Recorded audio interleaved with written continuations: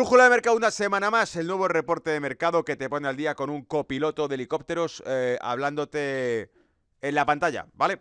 Bien, ¿de qué hablamos esta semana? Pues de qué vamos a hablar, de cómo está el mundo de la actualidad internacional y de los mercados financieros, ¿vale? En concreto, ¿de qué? Del follón del Brexit, que es un sinvivir. Vamos a hablar también de dos artículos interesantes, reflexivos, como es este canal, es un canal de reflexión y de opinión, y en concreto uno de ellos se llama Decodificando la Reserva Federal, porque trata de entender por qué la Reserva Federal actúa como actúa y cuáles son las paradojas en las que se ha metido la propia Reserva Federal, ¿vale? Pero en vez de hablar de esto y de hacer 3 minutos con esta portada, vamos a ir directamente al resumen o a la intro, al índice del vídeo de hoy, de esta semana, ¿vale? Si no lo estás, te invito a que te suscribas al canal para que te ponga al día de cómo está el panorama internacional en los mercados financieros, que no viene nada mal y que además, bueno, ¿para qué vas a estar leyendo 30 artículos en blogs financieros norteamericanos si puedes ver este vídeo y ponerte al día de un resumen de los mismos, ¿verdad? Bien, claves de mercado. Primer punto, nacionalismo o coordinación global. Es un artículo que he traído en el que habla precisamente de que el mundo, más o menos lo que plantea es que tenemos recursos, nunca hemos tenido más recursos monetarios que los actuales porque nunca ha existido tantísima liquidez en el mercado como la que existe actualmente y sin embargo no está siendo utilizada ni aprovechada en ningún aspecto, ¿vale? Entonces, es como los bancos centrales provocaron esta situación actual bajo la cual si hubiese un cambio en el paradigma o una reestructuración del sistema financiero global, quizá habría un modelo de desarrollo nuevo, alternativo al actual que queda agotado. Por eso esa transición monetaria que muchos hablan, ¿vale? Y en este caso, en este artículo en concreto, la definición que van a decir o el concepto que van a tratar es lo que han llamado un salto cuántico en ese paradigma económico internacional, ¿vale? Decodificando la Reserva Federal es otro artículo que también habla de por qué la Reserva Federal actúa como actúa y qué paradojas tiene intrínsecas hoy en día la Reserva Federal. El cobre bajista, un gráfico que viene a capitular una figura bastante bajista en el mercado de metales, en concreto en el mercado del cobre, que ya hace meses, hace como el año pasado, en 2018, saqué un gráfico del cobre con un movimiento bajista que se produjo bastante fuerte después y que venía a anunciarnos cómo ese tobogán bajista del cobre suele ser un indicador de ¿qué? De actividad industrial, de crecimiento de la actividad industrial. Pero en concreto, cuando lo comenté en su momento, ya hablaba específicamente de que cuando vemos una caída en el precio del cobre, no es que caiga la actividad industrial global, sino que en muy buena parte hay un peso fortísimo, mucho del dinero que se mueve dentro del mercado del cobre lo está moviendo China. Por lo tanto, cuando vemos que el mercado del cobre empieza a decrecer o a disminuir, sabemos que lo que está decreciendo realmente es la demanda de cobre que realiza China porque realmente se desarrolla menos cableado y menos desarrollo eléctrico que está vinculado obviamente a la producción de circuitos, de artículos, ¿vale? Y por cierto, Chile, el mayor vendedor de cobre del mundo, muy afectado también por el precio del cobre.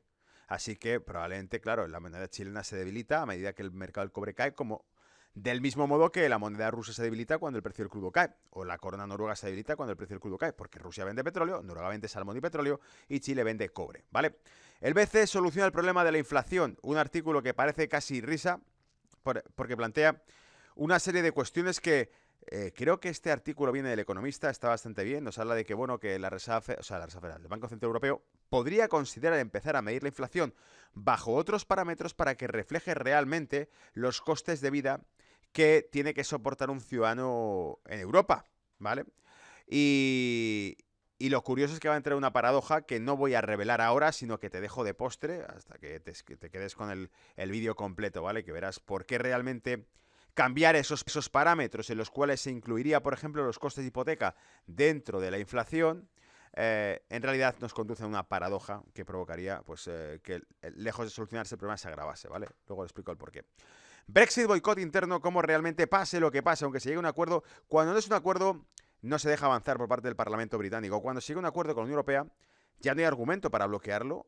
El Parlamento británico sigue bloqueándolo, ¿vale? Porque yo creo que la Unión Europea dice, bueno, estamos de acuerdo siempre que tu Parlamento lo apruebe. Y llegas a casa y tu Parlamento no lo autoriza, no lo aprueba, no lo permite avanzar, que es lo que ha ocurrido en este caso. Por lo tanto, sigue habiendo, como ya dije en su momento, es una maraña de intereses entrecruzados entre los lobbies europeos con Reino Unido que impiden, evidentemente, que Reino Unido ejecute esa misión porque los intereses de Europa, lo he repetido 1000 veces, son muy profundos, son muy, muy grandes.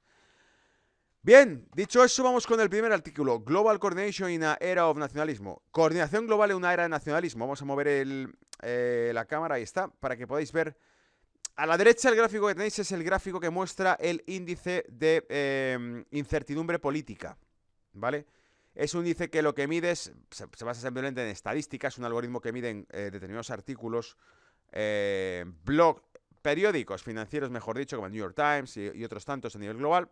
Lo que hace es rastrear cuántas veces se utilizan palabras que puedan inducir a incertidumbre política y por lo tanto cuanto más se repite más crece ese índice de incertidumbre política. Como vemos, estamos en máximos históricos en lo que se refiere a esa incertidumbre política, lo cual tampoco nos sorprende porque en realidad lo que vemos a día de hoy es que se dan constantes bandazos en lo que se refiere a las autoridades políticas a nivel global. Estamos gobernados a día de hoy más que nunca por instituciones globales. Los gobiernos locales, nacionales, tienen cada vez menos soberanía y menos capacidad de decisión y lo que suelen hacer es acatar normativas globales, cambio climático, terrorismo global, este tipo de cosas. Son problemas globales para plantear soluciones globales que no pueden resolver gobiernos locales, sino que tienen que ser supeditados a autoridades o a gobiernos macroestatales, ¿vale? El Big Brother o el mundo orwelliano o como lo queráis llamar, ¿vale? Pero, claro, en este caso lo que vemos es que hoy en día esas instituciones globales entran en contradicciones o cambian radicalmente de posturas. Y cuando estoy hablando de esto, hablo de los amos del mundo, hablo de los bancos centrales. Estos mismos que hace unos meses hacen una cosa y luego subida de tipos, recorte del balance, bajada de tipos, aumento del balance. Es exactamente lo que ha ocurrido, ¿vale? En los últimos meses. Por lo tanto, vamos a ver exactamente hacia dónde caminamos, porque parece que es un poco a veces una jungla o un laberinto, ¿vale? La próxima recesión será diferente a cualquiera de las otras que se han infligido al mundo en los últimos 100 años. Debes escuchar esto. La próxima recesión será diferente a cualquiera de las otras que se han infligido al mundo en los últimos 100 años. Hoy hay suficiente deuda en el mundo a tasa cero o a tasa negativa para curar muchas de las dolencias de la economía global y desatar una era de crecimiento, cooperación, desarrollo tecnológico, mayor productividad y riqueza significativa. Nuestros respectivos gobiernos no pueden encontrar la forma de utilizar este acceso al crédito y gastarlo de una manera que genere un resultado positivo. Por una serie de razones diferentes, que van desde la creencia de que la deflación está llegando a la creencia de que se avecina una depresión severa. Y de esto hemos hablado en más de una ocasión. Hemos hablado en muchas ocasiones de que en realidad la deflación era algo que se podía prever sencillamente porque si no hay actividad económica los precios lejos de avanzar caen, que a pesar de que inyectan dinero la inflación no despega, cosa que les asusta bastante porque históricamente un aumento de la masa monetaria había generado inflación y crecimiento económico y cuando había inflación demasiado alta, crecimiento económico demasiado, lo que hacían era aumentar los impuestos para recaudar más y cubrir los déficits fiscales. Lo he explicado más de una vez. Se llaman políticas económicas anticíclicas y se quedaba un poco ahí. Pero eso funcionaba hasta ahora, ¿vale? Te dice, por una serie de razones diferentes que van desde la creencia en la deflación hasta la llegada de la creencia de que se avecina una depresión severa, los prestamistas han estado dispuestos a financiar las obligaciones de las naciones soberanas, es decir, la deuda de los estados, de las naciones, y los déficits de sus administraciones a cambio de pagos, cero interés y ahora una pérdida de capital garantizada con la tasa de interés negativa. No solo no financiaban antes esto a un coste cero, sino que ahora además lo hacen con una tasa de interés negativa. Dice, vivimos en un mundo de niveles de deuda inmensamente altos, en su mayoría en manos de los gobiernos. Si la tasa de interés de la deuda soberana se dispara, comenzará el colapso más terrible y doloroso de la historia. El regalo de Donald Trump para el mundo ha sido su capacidad de sacudir las cosas. También ha sido su maldición. Su proceso de pensamiento es que los aranceles son su forma de llamar la atención de los líderes y forzarles a tomar una serie de acciones, ya que Estados Unidos era hasta ahora un proveedor de subsidios para el resto del mundo. Estados Unidos era, por decirlo así, el que tenía un déficit comercial con el resto del mundo, pero al mismo tiempo era el que inyectaba constantemente inversión al resto del mundo, ¿vale? Ese déficit comercial se veía compensado por un superávit financiero, ¿vale? Y en el momento en que Donald Trump hace esto, lo que hace es atacar ese equilibrio para utilizarlo en su favor, evidentemente, ¿no? En su opinión, el globalismo ha dañado al estadounidense promedio de una manera clara y significativa. Es decir, como he dicho en más de una ocasión, el fenómeno Donald Trump es la última línea de resistencia de la clase media americana contra la globalización, ¿vale? Trump sabe, tanto como sabemos, que sus acciones han resultado en una desaceleración global de alrededor de 700 billones de dólares. Financieramente hablando, hay más crédito disponible en el mundo que nunca para inversiones y gobiernos. Así que lo que deberían hacer es colaborar y encontrar los mejores usos para desplegar este valioso dinero. Nunca ha existido más dinero que actualmente y sin embargo la inversión no despega y sin embargo el consumo no resalta y por eso no hay inflación, ¿vale? ¿Y por qué no lo hay? También lo explicamos una vez. La falta de confianza de los bancos a prestar crédito es precisamente lo que les hace que no muevan su capital y que prefieran dejarlo depositado a una tasa de interés negativa dentro del mercado interbancario, es decir, tienen X cantidad de efectivo de liquidez y prefieren pagar una tasa de interés negativa, es decir, pagarlo por tenerlo depositado al Banco Central Europeo, que no sacarlo al mercado, que no prestarlo a inversores, a agentes económicos, a empresarios, a familias que quieran comprar vivienda, etcétera, ¿vale? Estamos ante el precipicio de un salto cuántico que el mundo nunca ha visto antes, o un colapso que hará que Hiroshima parezca un paseo. El populismo y otras consideraciones a corto plazo eclipsan las capacidades de las administraciones para actuar desde el lugar lógico. Estamos en problemas a la de que ese populismo emergente lo que va a hacer es que los gobiernos, lejos de actuar con racionalidad, empiecen a actuar visceralmente, que es exactamente lo que ocurre en Europa. Llegará tanto forzar esa política económica centralizada, lo que hace es que los gobiernos acaben radicalizándose o que la gente acabe votando a posturas políticas más radicalizadas que digan, si esta es la solución, si este es el diálogo que se puede establecer en la democracia europea, entonces tiremos por la vía de en medio y escojamos a alguien que nos dé soluciones de blanco o negro, es decir, de que claramente digan sí o no a cada propuesta y no negocien nada, que son los partidos populistas que han emergido durante los últimos años en Francia, en Italia, en propia España, en Reino Unido, etcétera, etcétera, ¿vale? 6 osos, 6 motivos por los cuales el mercado bajista, de hecho, está aquí. O sea, puede haber una recesión económica en cualquier momento por 6 motivos concretos. Dice, primero, el crecimiento económico mundial se está debilitando con algunos mercados clave aproximándose a la recesión. Esta semana el Fondo Monetario Internacional redujo su pronóstico de crecimiento global para 2019 a 3%, el más bajo desde 2009, cuando la recesión aún estaba en marcha. El FMI considera que el crecimiento de Estados Unidos se acerca al 2%, con Japón y la mayor parte de Europa aún más bajos. Los problemas en China podrían empeorar las perspectivas del FMI rápidamente. Es decir, si China confirmase la desaceleración industrial que ya hemos comentado en este canal en más de una ocasión, si China se encontrase con mayores dificultades económicas o confirmase menores tasas de crecimiento, desde luego esta cifra empeoraría, ¿vale? Porque ya lo comenté hace mucho tiempo.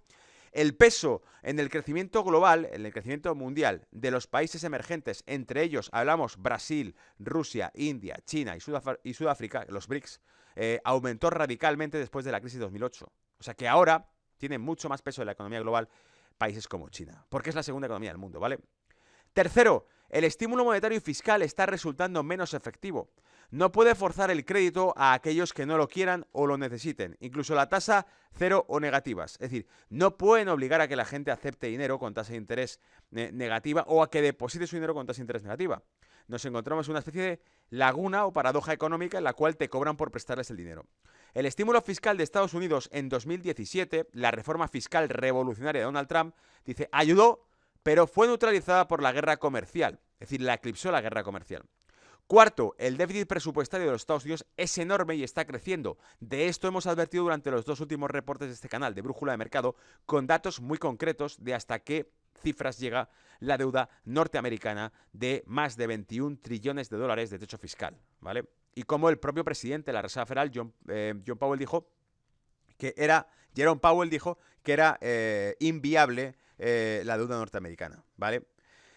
Quinto, estamos comenzando a ver que se rompe la confianza en los rincones importantes de los mercados de capitales. Las compañías de unicornios de Silicon Valley, una vez invencibles, están perdiendo su atractivo. Resulta que el éxito empresarial es difícil cuando tienes que generar ingresos más que gastos, y esto nos lleva a otra cosa que también hemos mencionado más de una vez en este canal. La paradoja de que cuando se está prestando un capital a una tasa de interés X y ese capital es gigantesco y se presta durante años, desde el año 2000, crisis 2008-2009, 10 años de crédito colocado a tasas de interés con un crecimiento extremadamente débil. ¿Qué ocurriría con una subida de tipos? Decíamos, si la subida de tipos que se produce es ese tipo de interés es superior al propio crecimiento que se genera con el capital que nos han prestado, sencillamente no podemos pagar.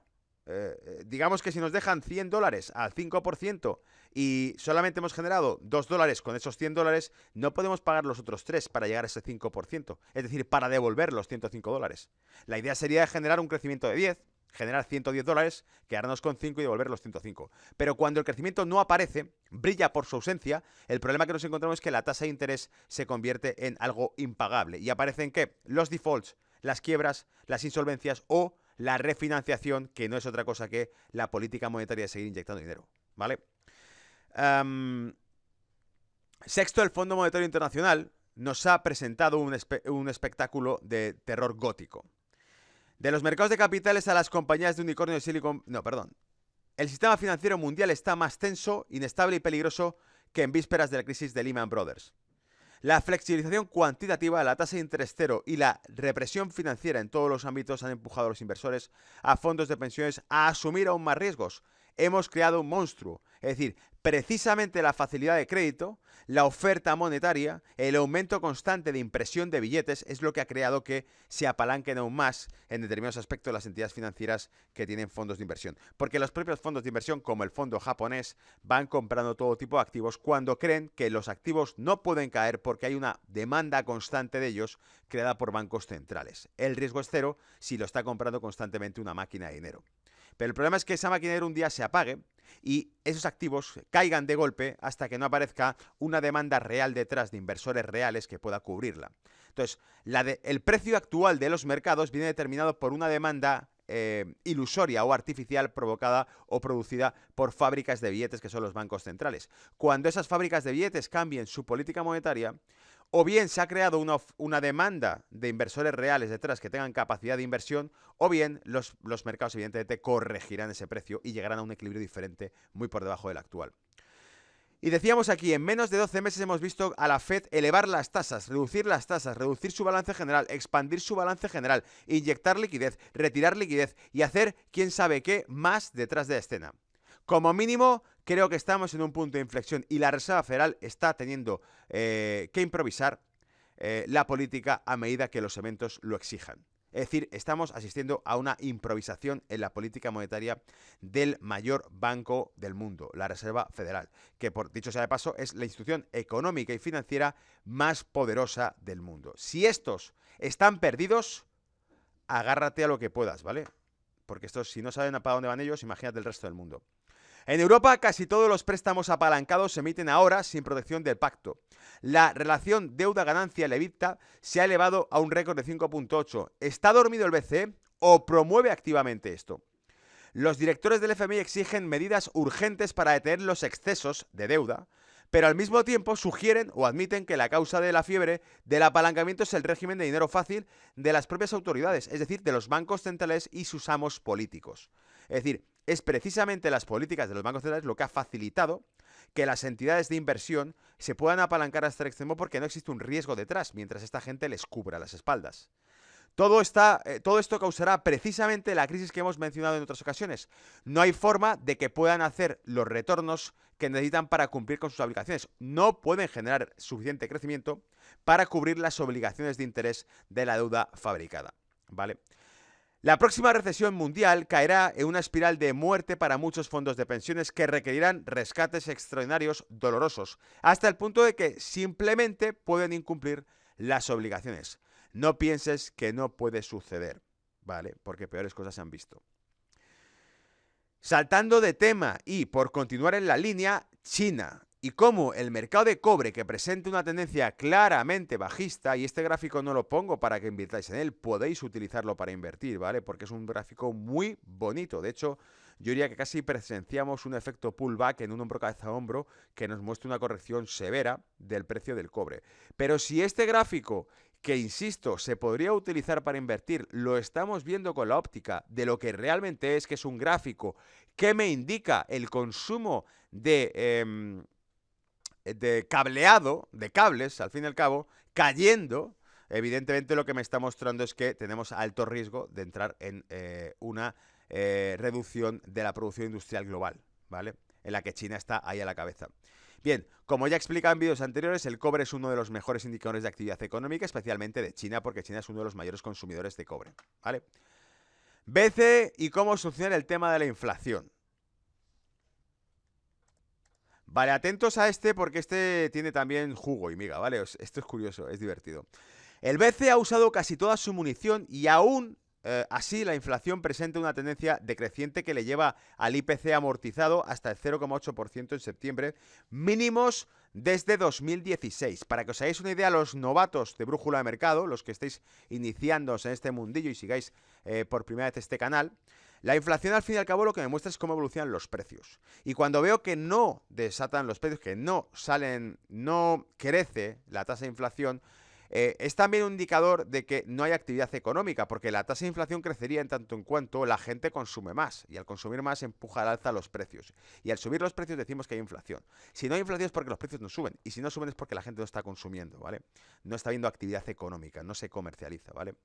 Hay dos motivos por los cuales la inflación no crece. Uno es por un exceso de producción y otro es por una escasez de demanda, ¿vale? En este caso, evidentemente, no hay un exceso de producción. Cuando estamos hablando ya de por sí de que hay una caída de la actividad industrial, es que no lo hay, ¿vale? Y por lo tanto, lo que hay es una falta de demanda y, evidentemente, la reacción o el resultado será que se produzca cada vez menos, es decir, decrecimiento económico o deflación, ¿vale? Entonces dice, bueno, eso, una deflación bastante baja. Vuelven a sobrevalorar los fantasmas del 2015 cuando se determinó que la zona euro pudiera caer en un bucle deflacionario que lastrara el consumo, la inversión y el crecimiento. Acabo de explicar esto mismo, fijaros, me adelanto un poco a lo que iba comentando en el artículo porque ya hemos explicado este punto, ¿vale?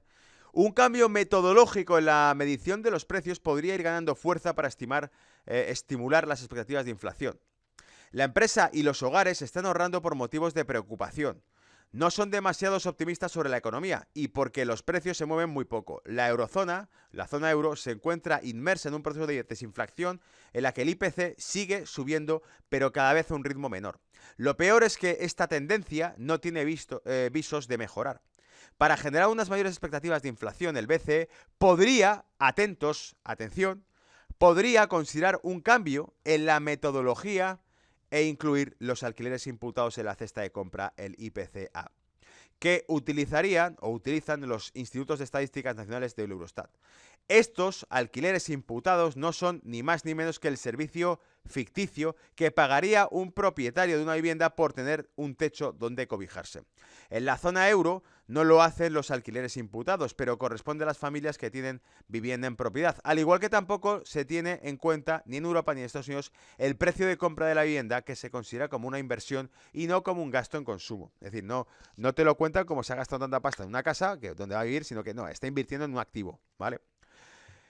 Bien, entonces, aquí está la historia. El artículo de lo que está contando es que el BCE podría cambiar su manera de contabilizar la inflación y podría decir, bueno, pues ¿por qué no incluimos el gasto de hipoteca como un gasto que afecta a las familias y que evidentemente es un gasto más? Y por lo tanto, los gastos en hipoteca, que son un peso importante en el sueldo, que duda cabe que la deuda ha afectado a todo el mundo, por lo tanto, como cada año y cada generación vive más en deuda que la anterior y trabaja para los banqueros, eso sí sería un dato importante que tener en cuenta en la inflación. O sea, aquí es que nadie consume nada, pero todo el mundo paga la banca, ¿vale? Y desde luego los precios de los inmuebles, que son los activos sobre los que se sostienen los balances de los bancos, nunca caen, porque si cayesen, los bancos irían a pique, ¿vale? Entonces, vas a seguir pagando tu casa prácticamente al precio que antes de la crisis, pese a que tu salario no ha recuperado los niveles previos a la crisis, pese a que el crecimiento económico en tu país no ha recuperado los niveles previos a la crisis, pese a que la actividad y los negocios no han recuperado el ritmo previo a la crisis, pero tú a la banca la vas a seguir pagando igual, ¿vale?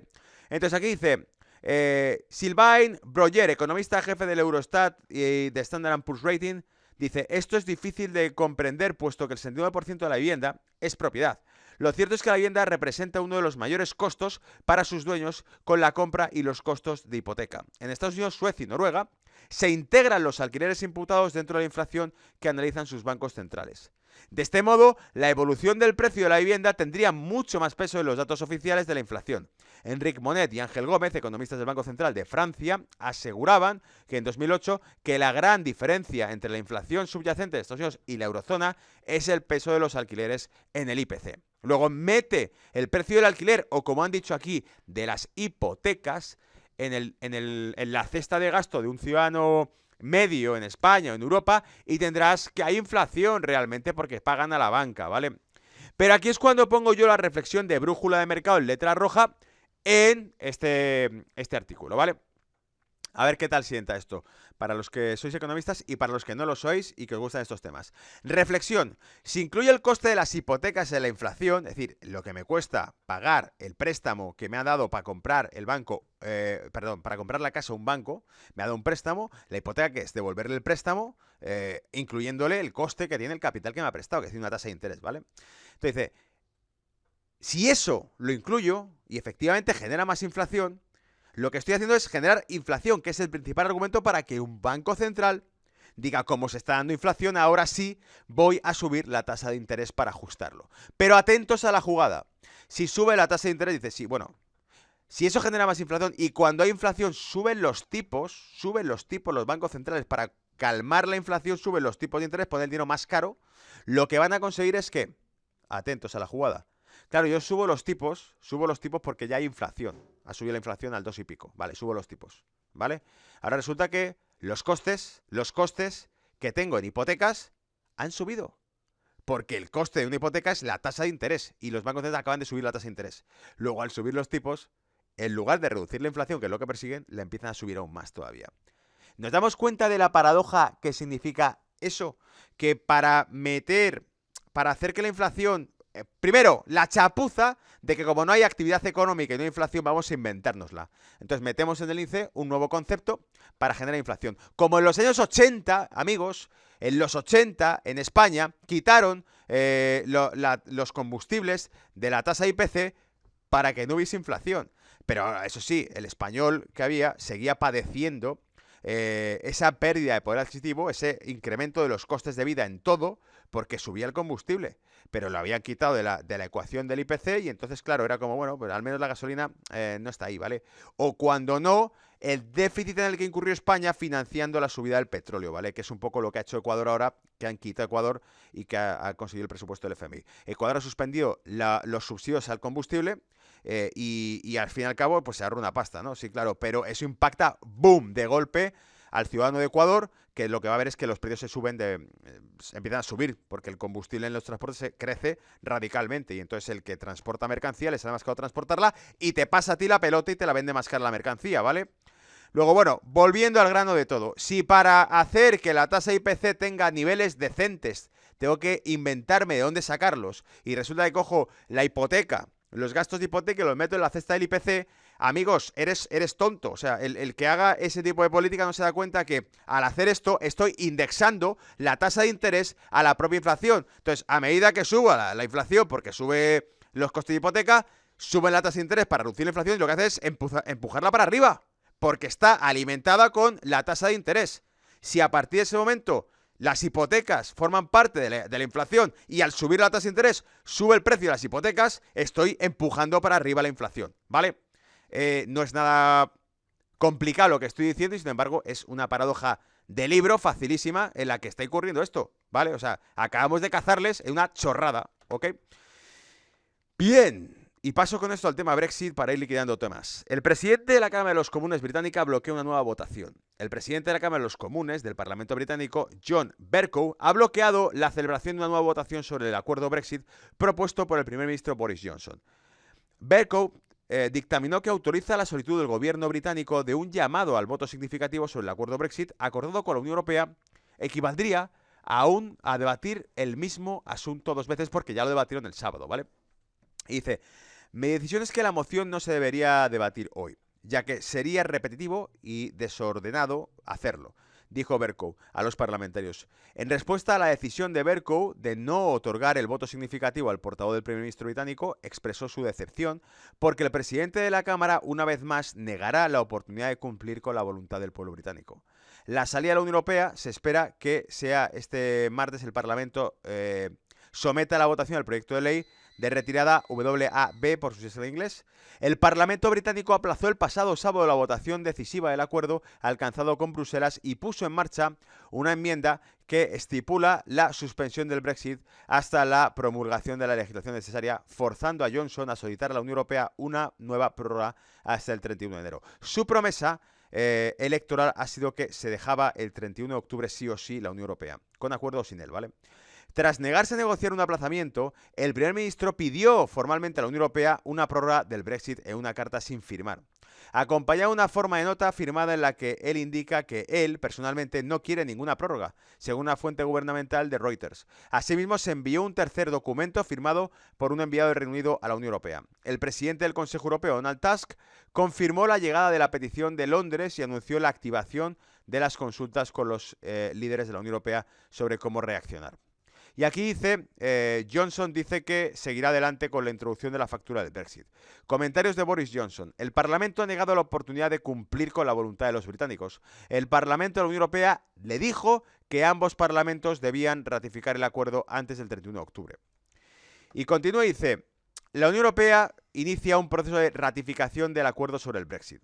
Señaló que el negociador británico del Brexit, Michael Barney, notificó sobre eso a los representantes permanentes de los 27 países luego de informar al grupo sobre el Brexit del Parlamento Europeo. El Parlamento británico aprueba demorar el Brexit. El presidente de la Comisión Europea, Jean-Claude Juncker, confirmó antes en una carta a su homólogo del Consejo Europeo, Donald Tusk, que las negociaciones alcanzaron el 17 de octubre de 2019 un acuerdo sobre la versión revisada del anexo sobre Irlanda e Irlanda del Norte y la versión revisada de la declaración política. En definitiva, que eliminan la frontera con Irlanda del Norte, o sea, la dejan intacta como ya estaba originalmente, pero eso sí, establecen un control arancelario entre Irlanda del Norte, territorio británico, y la propia isla de Inglaterra y de Escocia, ¿vale?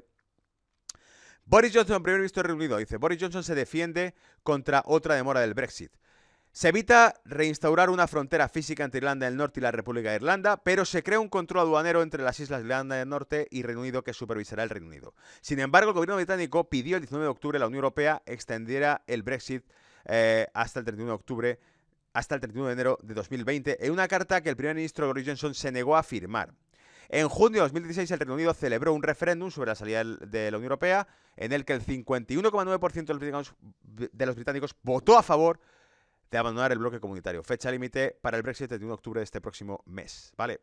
Fin del reporte de esta semana. Espero que os haya servido. Como veis, el tema Brexit es una novela que no termina nunca y que probablemente, incluso cuando ya hay un pacto, cuando ya se han solucionado baches y escollos que parecían insalvables a nivel político, que era sobre todo y principalmente la creación de una frontera entre Irlanda del Norte e Irlanda del Sur, que al fin y al cabo era el foco de conflicto armado que durante décadas golpeó Irlanda y Reino Unido con muchas muertes, pues bueno, eso, que era lo más duro, se ha solucionado. Aún así el Parlamento británico se enroca e impide que se haga un acuerdo, que se siga avanzando. ¿Por qué? Porque los intereses de la Unión Europea están muy enraizados ahí dentro, ¿vale? En fin, si te ha gustado, compártelo y os espero en los próximos vídeos. Nos vemos en los comentarios. Cuidaos, chao.